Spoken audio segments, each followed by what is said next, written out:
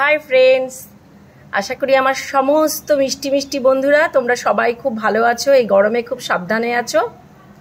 তো চলো আজকে আমরা চটপট করে একটু আমের আচার বানিয়ে নিই।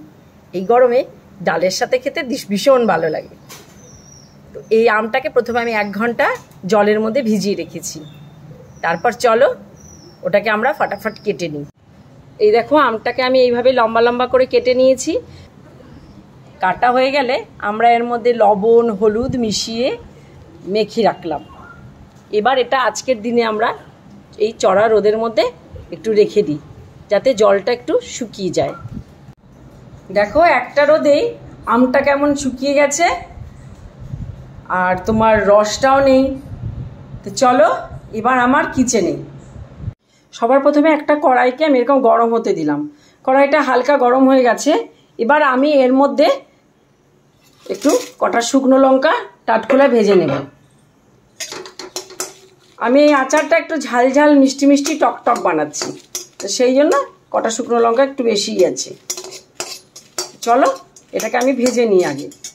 খুব বেশি ভাজবো না, একটু মচমচে ভাব আসলেই নামিয়ে নেব। এই দেখো এরকম টাইপের ভাজাটা হবে। চলো এবার এটা নামিয়ে নিই। এবার কড়াইয়ের মধ্যে আমি সামান্য পরিমাণ 5 ফোড়ন ভাজবো। কোনো তেল টেল নয় কিন্তু, একদম শুকনো খোলায় ভাজা। তো চলো এটাও ভেজে নিই। তারপর মশলাটা ঠান্ডা করে মিক্সিতে আমি আধা ভাঙা করে নেব। মশলা ভাজা হয়ে গেল সবগুলো, এবার ঠান্ডা হতে দিলাম ওগুলো। তো এবার চলো গুড়টা আগে আমি একটুখানি জাল দিয়ে নিই। এখানে প্রায় আমি 750 গ্রাম গুড় দিয়েছি, আখের গুড় কিন্তু।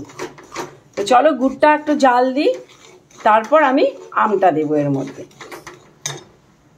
দেখো গুড়টা এরকম টাইপের জাল হয়ে গেল। এবার এর মধ্যে আমি আস্তে আস্তে আমগুলোকে ছেড়ে দিচ্ছি।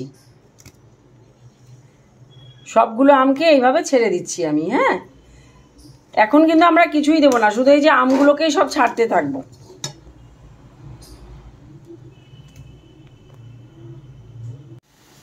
এবার এইভাবে আমি আমগুলোকে সব গুড়ের সাথে মিশিয়ে দিচ্ছি। আর গ্যাসের ফ্লেমটা, এটা মেশানো হয়ে গেলে গ্যাসের ফ্লেমটাকে আমি একদম কম করে দেবো, একেবারেই কম করব। ধীরে ধীরে যাতে আমের ভিতরে গুড়টা ঢোকে সেই জন্য, ঠিক আছে? খানিক পরপর কিন্তু আস্তে আস্তে নাড়তে থাকবে। আর এতে কিন্তু লবণ হলুদ কিচ্ছু এখন দেওয়ার দরকার নেই, কারণ আমরা তো আমের মধ্যে লবণ হলুদ মাখিয়েই দিয়েছিলাম। পরে আমরা টেস্ট করে দেখব, যদি দরকার পড়ে লবণের তখন লবণ দেব, ঠিক আছে? বন্ধুরা তোমরা আমার সাথে থেকেও কিন্তু সব সময়। যারা এখনো পর্যন্ত ইউটিউবের আমার চ্যানেলটাকে সাবস্ক্রাইব করোনি তারা প্লিজ সাবস্ক্রাইব করে নিও। আর আমার রান্নাগুলো ভালো লাগলে পরে লাইক দিও, কমেন্ট করো। ফেসবুকের সব বন্ধুদেরকেও বলছি শেয়ার করো কিন্তু প্লিজ। আমি গ্যাসের ফ্লেমটা কিন্তু এখন মিডিয়াম আর হাইয়ের মাঝামাঝি রেখেছি। তো মাঝে মাঝে এরকম করে নাড়তে থাকবে, দেখবা মানে গুড়টা এরকম ঝোলের মতন হয়ে আছে, তো এটা শুকিয়ে যাবে। খুব আস্তে আস্তে নাড়বে, নাহলে আমগুলো ভেঙে যাবে। এই দেখো বেশ গাঢ় হয়ে এসছে।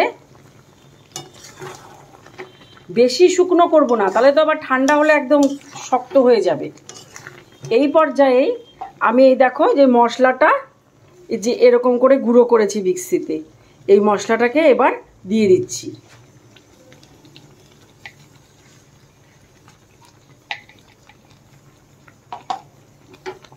আর আস্তে আস্তে করে পুরোটাকে মিশিয়ে দিব। মিশিয়ে আর 5 মিনিট মতন রাখবো, তারপর গ্যাস অফ করে দেব। আমি লবণ টেস্ট করে নিলাম।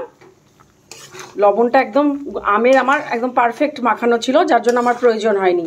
তোমাদের যদি কম হয় তাহলে একটুখানি দিয়ে নেবে। এই আচারটা কিন্তু টক টক মিষ্টি মিষ্টি ঝাল ঝাল হবে খেতে, খুব ভালো লাগবে। দেখো গরমের দিনে ডাল দিয়ে ভাত দিয়ে খেতে খুব ভালো লাগবে। তো 5 মিনিট পরে আবার ফিরে আসছি। আমি 5 মিনিট পরে দেখো ফিরে এলাম। আমের আচার একদম রেডি। আমি গ্যাস অফ করে দিয়েছি। এবার এটা ঠান্ডা হলে আমি কাচের বোতলে ভরে রেখে দেব। 7-8 মাস দারুণ থাকবে। যখন ইচ্ছা বেশ খাওয়া যাবে। তোমরাও সবাই বানিও আর আমায় কমেন্টে জানাবে কে কে বানালে। ঠিক আছে, তোমরা সবাই খুব ভালো থেকো, সাবধানে থেকো। আজ তবে আসি, এরপরের দিন অন্য কোনো রেসিপিতে আবার তোমাদের সাথে আমার দেখা হবে। টাটা।